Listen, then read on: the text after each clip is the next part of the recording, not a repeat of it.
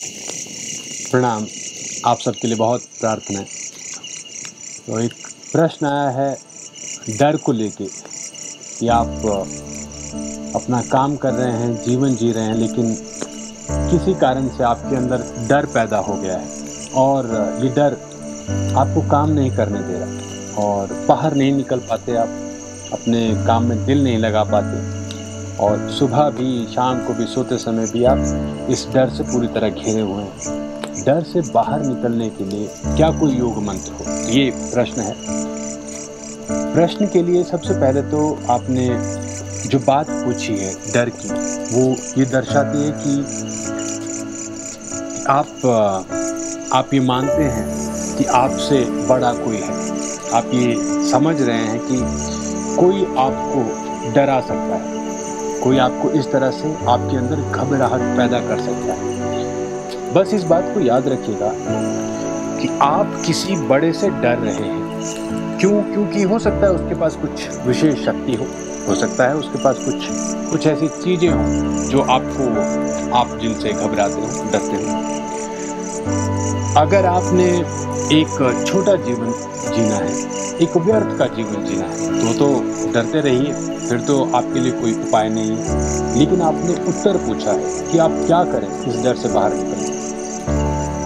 सबसे बड़ा जो शक्तिमान है इस ब्रह्मांड का, जिसे आप भगवान भी कहते हैं, जिसे आप परमात्मा भी कहते हैं, आप अलग अलग नामों से आप उसे जानते हैं, पूजते हैं, भजते हैं। अब समय है उसे अपने साथ रखने का। आपको पता होना चाहिए कि यदि ये बड़ी शक्ति जो ब्रह्मांड चलाती है, जो ब्रह्मांड का स्वामी है, यदि वो आपके साथ हो तो फिर किस चीज़ का डर है? थोड़ा आप खुद विचार करें। यदि आपको इस बात का पूरा भरोसा हो जाए कि ब्रह्मांड का जो स्वामी है वो आपका साथी है, आपका पिता है, आपका साथ देने वाला है, तो फिर आप डरेंगे, घबराएंगे। लेकिन क्योंकि आपका भरोसा थोड़ा आगे पीछे होता रहता है, बदलता रहता है, इस कारण से आप कभी भी इस डर से बाहर नहीं निकल पाएंगे। तो हमें एक और उपाय देखना होगा।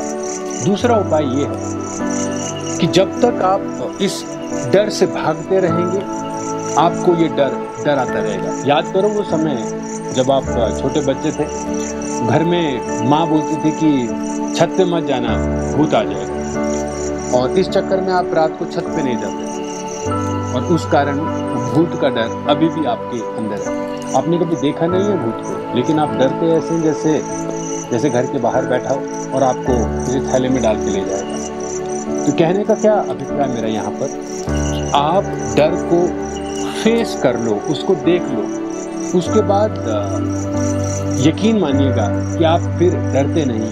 कहा जाता है ना, जैसे डर के आगे जीत है। तो आप एक बार जब आप फियर को फेस कर लेते हैं, फिर आप डरते नहीं हैं। जब तक इस भूत रूपी डर से आप भागते रहेंगे, ये आपको डराता रहेगा। इसको फेस कर लीजिए। फिर भी मैं आपको वही उपाय फिर से दोहराऊंगा कि याद रखिए, इस ब्रह्मांड का स्वामी आपके साथ है। ये भरोसा पैदा करो, इसके ऊपर आपको एक अनशेकेबल फेथ पैदा करना चाहिए। कोई इसको डगमगा ना सके, ऐसा भरोसा पैदा करना होगा। फिर आप भिड़ जाओगे पूरे संसार से अकेले। ऐसा आपका जीवन होना चाहिए और हो सकता है। दो ही चीजें हैं आपके पास। एक, भरोसा पैदा करो इस बड़ी शक्ति पर। दो, इस डर को फेस करो और फेस करने के बाद जो होता है देखा जाएगा। लेकिन अगर आप भागते रहे तो ये डर डराता रहेगा। फेस कर जाएंगे, देख लेंगे एक बार, तो आपको पता चल जाएगा कि डरने वाला भी उतना शक्तिशाली नहीं है। वो आपको बस छलावा दे रहा है, भ्रम पैदा कर रहा है। आपने कई बार गली में भी अनुभव किया होगा कि गली में जो स्ट्रीट के कुत्ते होते हैं आपके पीछे दौड़ पड़ते हैं। आप एक बार जरा ठहर के उनके ऊपर चिल्ला दो तो कुत्ता भी एकदम से पीछे मुड़ जाता है और भाग जाता है वहां से। क्यों? क्योंकि आपने उसको फेस कर लिया। अगर भागोगे तो वो आपके पीछे पड़ जाता है। याद रखिएगा, जब तक आप भागते रहोगे, डरते रहोगे, डर आपको और डराएगा। एक बार उसको आप उसके चेहरे में, उसकी आंखों में आंख डालकर आप देखो कैसे भागता है पीछे।